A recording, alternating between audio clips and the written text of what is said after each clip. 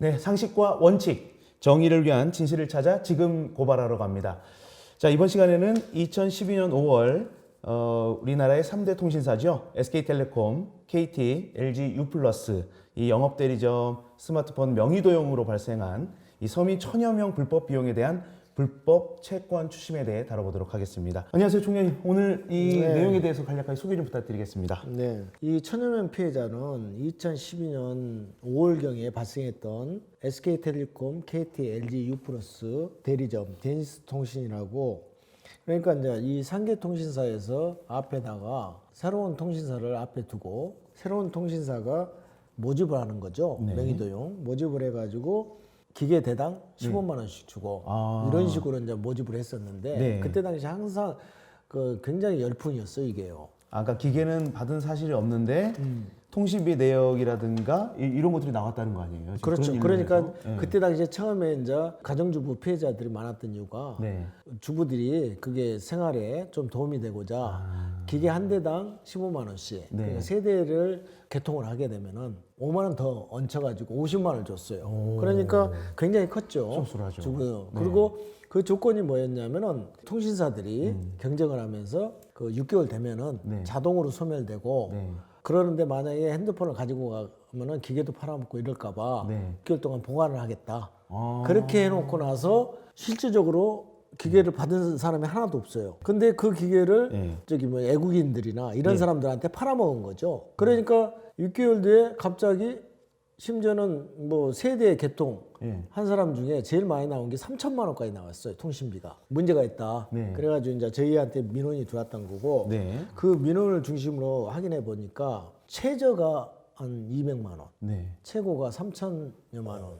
그런데 가장 여기서 이제 큰 문제는 SK텔레콤, KT, LG 최 대표님도 핸드폰을 사용해봐서 아시겠지만은 한 달만 10만 원 이상만 연체돼도 전화 오고 난리가 납니다. 그렇죠. 맞습니다. 그리고 2달 되면은 해지 통보가 와요. 그런데 어떻게 6개월 동안 3천여만 원이 나오는데도 묵인하고 있었느냐? 통신사가 여기서 저희들이 확인해 보니까 이게 이런 행위가 벌어졌던 게 상계 통신사가 묵인화해 됐던 겁니다. 그러면 이거에 대해서 그러면 손해를 입은 피해자분들은 그럼 그거에 대해서 안 갚아도 되는 거 아닌가요? 어떻게 그런데 되는 이제 건가요? 그거 네. 가지고 법적으로 이제 그 채무 부존재라고 네. 자기 채무가 아니지 않냐. 그래서 이제 그 싸움에 들어갔는데 예. 그 싸움에 들어가도 가장 문제시 되는 게 예. 채권이 발생돼 있기 때문에 예. 그거 가지고 상계 통신사가 노린 게 뭐냐면 신용불량 등재를 해버려요. 그러면은 적은 금액 같은 경우 네. 뭐 200만 아까 네네. 그런 거 같은 경우 사회 경제 활동을 못 하니까 예. 갚아버릴 수밖에 없습니다. 아. 그걸 유도하는 거죠. 아, 잠시만요. 말씀 중에 채무 부존재 소송이라는 걸 지금 말씀하셨는데 요건 잠깐 변호사님께 좀 여쭤볼게요. 이 채무 부존재 소송이라는 게 뭐죠? 예. 그러니까 이건 같이 채권이 있다고 하면서 네. 돈을 달라 그렇게 했을 때 그 돈을 달라는 말을 들은 사람이 할 수 있는 게 네. 자기가 이제 그 채무를 진 적이 없는데 네. 이렇게 달라고 하면서 뭐 신용불량자로 등록한달지 이렇게 했을 때 네. 법원에 확인할 수 있는 게 채무 부존재 확인 소송이라고 나는 그 예를 들면 통신요금을 내가 통신 계약을 한 게 아니기 때문에 그 네. 통신 요금을 내가 지급할 의무가 없다. 그거를 확인하려고 법원에 소송을 제기하는 겁니다. 그러니까 그 통상적으로 이렇게 사기를 당했다거나 네. 신용카드 부정 사용 많지 않습니까? 예. 자기는 국내에 있었는데 해외에서 사용했다고 날라오면서 신용카드 대금 내라고 날라온달지 네네. 아니면 명의를 도용당해가지고 대출을 하거나 특히 연대보증이 많죠. 네네. 그런 경우에 금융권에서 갑자기 몇 억을 내놓으라고 한단 말이에요. 네네. 그러면은 그거는 나는 그 연대보증 채무나 대출을 안 했기 때문에 그 채무는 나한테 없다. 그걸 확인하기 위한 게 채무 부존재 확인 소송입니다. 아, 네. 그리고 이제 식단은 네네. 그 채권의 공정한 추심에 관한 법률에서 네네. 이런 그 부당하게 채권 추심을 당한 채무자들을 네. 보호하기 위해서 그 이런 채무 부존재 확인 소송이 제기돼 있어서 소송이 계속 중일 때는 네. 그 채무 불이행자 그러니까 옛날 말로 신용불량자죠. 예. 등록을 못하게 하고 있습니다. 아, 그러니까 결과와 상관없이 이 소송이 소송이 진행 중이면 그러니까 아까 그 사무총장님 말씀하셨지만 금액이 적은 거는 네. 사람들이 당장 내가 은행권에서 거래를 못 하는데 1, 20만 원 때문에 그 그거 소송하고 있느니 차라리 빨리 갚아버리고 그렇죠. 신용 불량돼서 빠지겠다. 네. 그런 사람들이 많거든요. 그래서 특히 이제 이런 통신사가 소액 채권인 경우에는 그걸 악용하는 경우도 많습니다. 아, 네, 알겠습니다. 확실하게 설명을 해주셔가지고, 예. 자, 그러면은 그 다음에 진행 상황이 채무 부존재 소송 진행하셨고, 그 다음에 지금 현재 지금 어떻게 지금 진행을 하셨는지. 그러니까 조금 전에 예. 변호사님 말씀하셨듯이 거기 보면은 이제 이 채권에 대해서 네. 우리 소비자나 서민들이 방어할 수 있는 게 채권 후 공정한 추심에 관한 법률 제8조 네. 채무 불이행 정보 등록 금지 이 사항이 있어요. 예, 예. 근데 이게 2012년에 정착된 그 법률입니다. 네, 네. 그러니까 지금도 마찬가지고 이거에 대해서 자세히 알고 있는 변호사들이 많지가 않아요. 저도 법률가들이. 사실은 처음 들었습니다. 예. 그런데 어떻게 국민들이 알겠어요? 네, 네. 그래서 이 부분이 많이 알려야 하기 때문에 오늘 뭐 이 방송을 하자고 했는데 여기 보면은 대법원, 그 아까 말씀하셨을 때 채무 부존재, 대법원 최종 판결이 날 때까지 네. 어떤 행위도 해서는 안 된다. 근데 요 내용에는 없어요, 사실 그게. 예, 예. 아까 말씀 그 공정한 채권 추심에 관한 법률에. 그래서 그랬는데 우리가 이제 그 채무 부존재 소송을 하는데 네. 계속 제3 아, 고려신용이나 그 신용정보회사에서 그 문자, 그 다음에 우편, 네. 심지어는 집에까지 찾아오는 그런 현상이 벌어지더라고요. 그래서 그 저희가 이제 채권의 공정한 추심에 관한 법률을 의거해 가지고 이의제기를 했죠. 네, 네. 상계통신사하고 그 정보통신사에 저희들이 공문을 보냈어요. 이게 너희들이 불합리하다. 이 법률이 끝날 때까지 중지해 달라 하니까 거부하더라고요. 거부한 정도가 아니고 쌩까더라고 쉬운 말로. 아니, 법원에서 그렇게 하라고 아니 법원에서 하는 게 아니고 우리가 그 법을 알고 이렇게 지적을 했는데 했는데, 그 뭔 소리냐 웃기지 마라 그러더라고. 그래서 저희가 열받아 가지고 그때 당시에 이제 보면은 중앙지검 1차로 206명이 소송이 넣었고 그다음에 2차로 375명이 소송을 넣었어요. 그래서 두 번 들어갔습니다. 네, 네. 그 이제 그게 뭐냐면은 공정한 채권 추심에 관한 법률에 의거해서 너희들이 하지 말라고 했는데도 하니까 우리는 100만 원씩 한계통신사에 그다음에 그 신용정보사에 100만 원씩 손해배상을 청구한다 이렇게 들어가 버린 거예요. 저희가. 아, 손해배상 청구를 했다. 예, 예. 그러면 잠깐 여기 손해배상을 좀 청구를 하셨다고 하는데 이렇게 집단적으로 손해를 청구했을 때 예.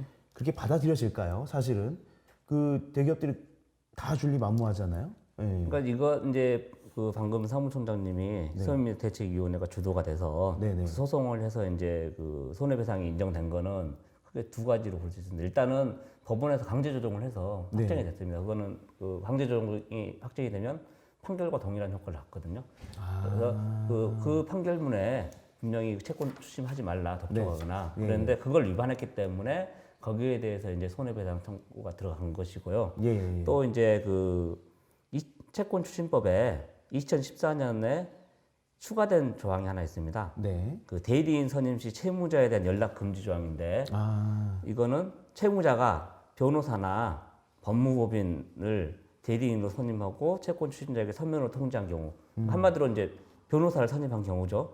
그러면은 채무자 방문하거나 네. 채권 독촉하지 마라. 그러니까 한마디로 채무자와 직접 연락하지 마라. 근데 물론 금융권이랄지 신용정보회사 이런 사람들은 변호사를 선임해도 연락할 수 있는데 네. SK텔레콤처럼 이렇게 이제 회사들 네. 그런 사람들은 채무자에게 직접 연락을 하면 안 됩니다. 아, 그게 이제 걸려서 지금 강제 조항이 나왔고 예, 예. 그거 위반을 했기 때문에 법원에서는 이제 1인당 20만 원씩 손해배상 해라. 아, 그렇게 된 거구나.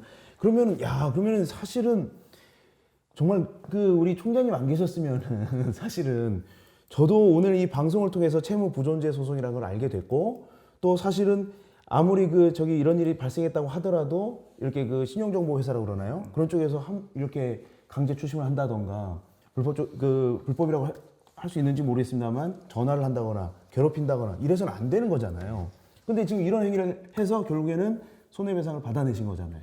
네. 그러니까 서민들이나 국민들이 네. 가장 알아야 될 게 뭐냐면은 채권 추심이나 이런 부분이 자의든 타의든 발생했을 때 그거에 대해서 그 불안하게 생각할 필요 없고 네. 법률적으로 지금 이 법이 있었고 네. 그다음에 저희가 아까 말씀드렸듯이 2012년에 발생했던 부분에 이 법이 되면서 2014년에 저희들이 소송을 아까 2번 했고 예. 그거에 대해서 처음 것은 그 조정을 가늠하는 결정조서 네, 그다음에 네, 네. 하해 조정 두 번째 네, 이렇게 네. 받았는데 그 내용이 동일시되는 내용이 뭐였냐면은 네. 그 채무 부존재 네. 사건이 모두 확정될 때까지 원고들에게 전화, 문자 및 우편물 기타 방법으로 채무 변제를 독촉하는 일체 행위를 하여서는 아니 된다. 네. 이 내용은 동일시돼요. 네. 그런데 그 다음 하해 조정 그 두 번째 그 하해 조정에서는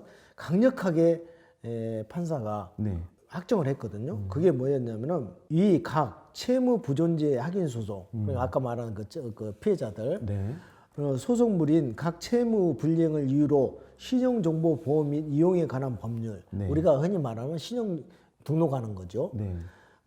에 관한 법률에 따른 신용정보 집중기관이나 신용정보업자의 신용정보 전산 시스템에 해당 원고들을 채무 불이행자로 등록하지 않고 이미 등록되어 있을 때에는 이 사건 하에 공고 결정 후 즉시 이 등록을 삭제하고 이걸 제3자한테 양도해서도 안 된다.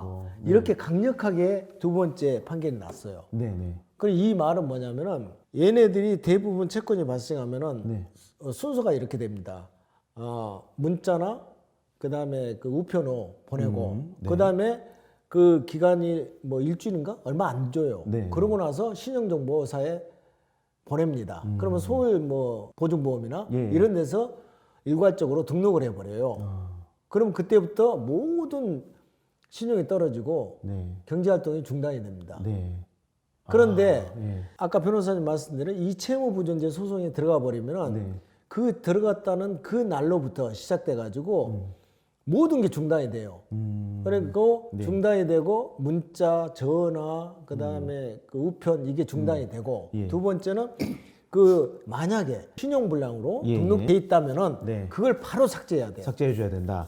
자, 그러면 정리를 좀 해볼게요. 지금 일단은 본인이 사용한 요금에 대해서 채무가 발생했다면 당연히 변제를 하는 게 맞습니다만 지금 이번 경우에는 본인이 명의도용을 당한 것도 억울해 죽겠는데 여기에 채무까지 안게 됐다. 이런 부분을 이제 피해를 입은 피해자들을 대신해서 우리 그 서민민생대책위원회에서 이렇게 또 고발을 해 주셨는데 자, 그렇다면 아까 말씀하신 대로 1인당 손해배상을 이제 받아냈습니다. 예. 과연 이 대기업이지 않습니까? 통신사들이 가만히 있었을까요? 가만히 있지 않았을 것 같은데 예, 어떻게 지금 또 혹시 진행되는 상황이 있을까요? 네. 그러니까 아까 네. 지금 변호사님이 말씀하셨지만 요 이후에 또 그 채무 부존재는 네. 1심, 항소심, 네. 그다음에 대법원 그러니까 오랜 기간 동안 가거든요. 네, 네. 이게 2014년이었고 네, 2016년도에 가니까 또 그 행위를 똑같이 하더라고요. 아하. 근데 이때 당시에 하해 조정할 때 판사님께서 말씀하시는 게 우리가 아까도 말씀드린 100만 원 손해배상을 청구했다고 하잖아요. 네. 근데 우리는 안 받는 조건으로 결정을 했어요, 이걸. 네. 그러면서 또 분명히 할 것이다. 지켜봐라. 예. 그러시더라고요. 그래서 설마 예. 그런 생각을 했어요. 근데 2016년에 또 그런 행위를 하더라고요. 네. 그래서 이제 그걸 종합적으로 해가지고 다시 또 고발 조치가 들어간 거죠, 저희가. 네. 고발 조치가 아니고 이제 민사소송으로 손해배상. 손해배상으로. 손해배상 들어간 거고 그 이후에 이제 1심 판결이 그 한 통신사당 네. 20만 원씩 지불해라. 네. 손해배상. 이제 그 부분이 저희들이 받아낸 거죠. 네. 그리고 이제 받아내고 나니까 우리는 그 이제 일부 증거가 있는 분들만 해가지고 승소를 판결을 해줬어요. 네. 법원에서. 그것도 부당한 거죠, 사실은. 그렇죠. 네. 그래서 저희가 항소를 했고, 그러니까 이제 뭐 상계 통신사들이 지금 큰일 난 게 만약에 이게 최종적으로 결정나면 여기에서 파생되는 부분이 굉장히 커집니다. 왜냐하면 저희가 그때 당시 2012년, 14년 가면서도 그때 당시만 해도 한 30만 명이 육박했으니까. 그리고 이 부분에 대해서 네. 그 전체적으로 보면 100만 명이 되지 않을까 봐요. 근데 채무가 자의든 타의든 발생해가지고 네. 문제가 되고 있는 게. 그리고 여기서 우리가 제일 먼저 처음에 지적했던 게 뭐냐면, 들어보시면 알겠지만 서울보증보험사 그다음에 를 비롯해서 MG 신용정보, 나이스 신용정보, 미래 신용정보, 고려 신용정보, SGI 신용정보, FNU 신용정보, 우리 신용정보, 대한민국에서 가장 굴지의 7개 신용정보사를 두들겼기 때문에 문제가 되면 이 신용정보사가 다 걸려요. 우리 지금 이 판결에 의하면. 야. 그런데 그렇기 때문에 얘네들하고 신용정보사하고 통화하니까 자기들 의사는 아니다. 저희한테 그러더라고요. 상계통신사에서 제대로 해주면 우리 자기들은 안 하겠다. 그랬는데 지금 그 1심에서 그렇게 판결이 나니까 항소심을 해가지고 그쪽에서 했어요. 아, 통신사 쪽에서? 네. 네. 그리고 이제 결론은 뭐 네. 저기 변호사님이 이야기를 해주세요. 네. 항소심에 대해서.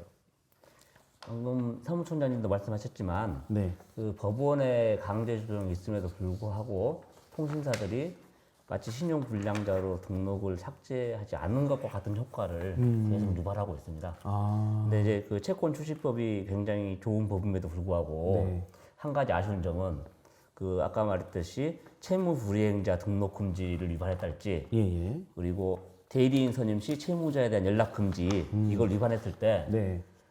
징역이나 벌금형과 형벌로 처하는 게 아니라 네. 과태료로 처합니다. 그래서 네. 그 채무 불이행자 그 등록 위반 예. 그거는 과태료가 불과 1,000만 원이야.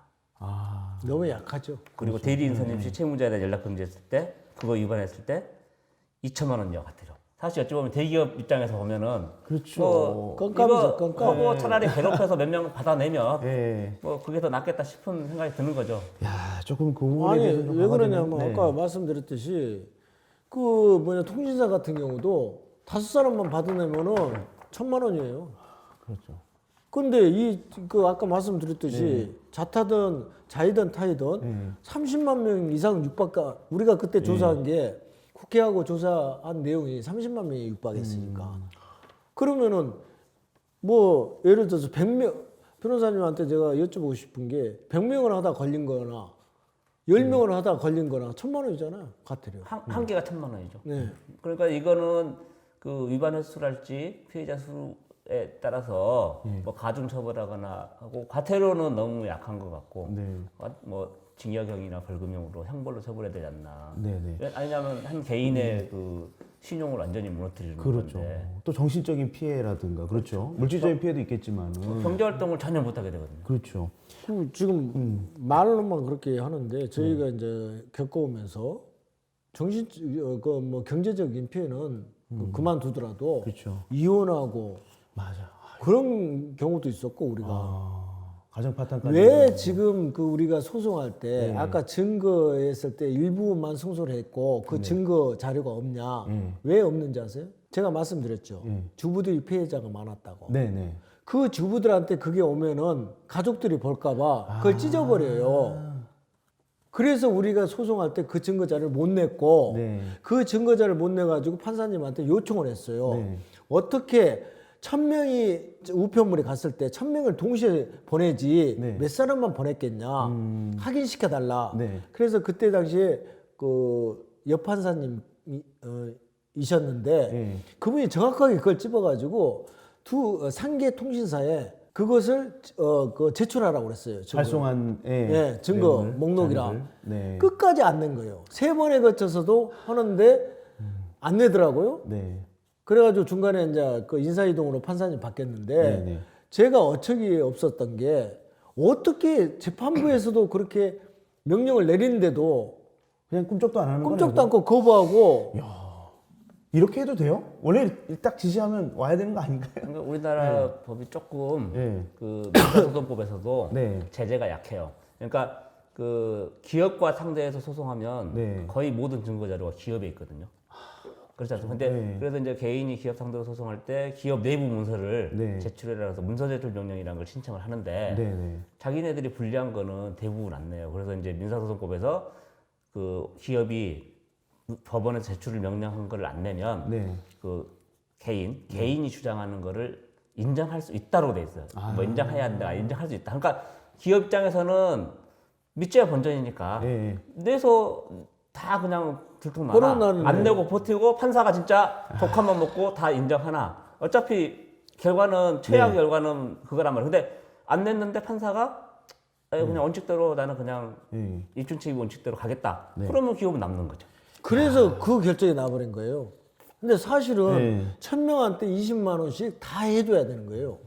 그렇죠. 네. 예. 일부에게만 하는 것이 아니라 동일하게 다 해야 아니 되는 거 아니에요? 보시다시피 우리가 저희도 이제 그래서 알았는데 신용정보사나 상계통신사에서 채권을 발송할 때 일괄 발송이에요. 네, 컴퓨터에 내재돼 가지고 네. 그게 어떻게 됐냐면 중간에 하지 말아야겠는데 하지 말한 사람까지 왔더라고요. 그래서 왜 그러냐 법원에서 물어보니까 일괄 발송이 됐다. 네, 발송이기 때문에 우리가 중간에서 못 뺐다 그러더라고요. 그러면은 아까 충분히 말이 안 맞잖아. 없다고. 어? 네. 그러면은 1000명이면 1000명한테 다 발송됐다는 이야기인데 네. 근데 1000명한테 발송됐는데 그 증거자를 다 못 갖고 있던 게 아까 말씀드렸듯이 이게 그 남편한테 말 않고 해가지고 걸린 사람 엄마 모르게 그 대학생들이 네. 그렇게 개통해가지고 돈 써가지고 걸리는 이런 경우가 많았어요. 사실은 우편물 같은 경우는 지금도 이렇게 간직하고 있지는 않기 때문에 예, 사실은 뭐 없어지는 경우 다반사죠. 그리고 사실은. 예. 채권 그거 받아보셨어요? 저는 예. 굉장히 기분 나쁘죠. 그렇죠. 빨간색으로 예. 해가지고 막 이렇게 하니까 그렇죠. 어르신네들은 모르고 깜짝 놀래요. 예. 이게 뭐냐고. 그 다음에 거기 보면 막 감류, 막 무섭죠, 막. 예, 협박이죠 겁나고. 거의. 예. 그러니까 아는 사람 압니다. 예. 예. 자, 그러면 여기에서 하나만 여쭤보고 마무리 지어보도록 하겠습니다. 자, 이런 피해를 일으킨 정작 이 스마트폰 명의 도용을 일으킨 자들은 어떻게 보면 통신사에서 찾아내가지고 뭔가 그 사람들에게 문제를 삼아야 되는 거 아닌가요? 왜 이 도용당한 사람들이 이렇게 지금 고통받고 있어야 되나요? 네. 그러니까 그 사기범들은 네. 이 사건에서 한 1,400명 정도 명의 도용을 해가지고 네. 실제로 이제 수십억 원 이익을 이야. 그리고 네. 그 실형 선고받고 몸으로 때우고 있죠. 아, 그렇게. 그 처벌 받았어요. 예. 형사처벌 받은 걸로 끝이야. 그러니까 그냥 그 그걸로. 사람 네. 그 사기범들한테는 네. 재산이 없다 보니 네. 그 통신사 입장에서는 아니 네가 계약을 했지 않냐. 그리고 그렇죠. 네가 명의를 빌려줬으니까 네. 너도 어찌 보면은 공범이다. 네. 네, 그렇게 해서 그 이런 계약자들을 물고 늘어지는 거죠. 그러니까 이제 네. 저기 앞에다가 바지로 세우는 거죠. 해먹으려고. 예, 알겠습니다. 아무튼 지금 이제 뭐 우리가 핸드폰 없이는 살 수 없는 시대가 되다 보니 이런 명의 도용 사건이 발생이 되고 또 그런 과정 속에서 선의의 피해자들이 나타나게 되는데 자, 우리 그 지금 고발하러 갑니다에서는 이런 선의의 피해자분들이 계시다면 언제든지 저희가 제보를 받아드릴 테니 즉각적으로 저희에게 알려주시면 우리 총장님이 그리고 또 변호사님이 명쾌하게 또 해답을 도와드릴 수 있도록 하겠습니다. 자, 그럼 이 순서 맞춰보도록 하겠습니다. 상식과 원칙, 정의를 위한 진실을 찾아 지금 고발하러 갑니다. 갑니다.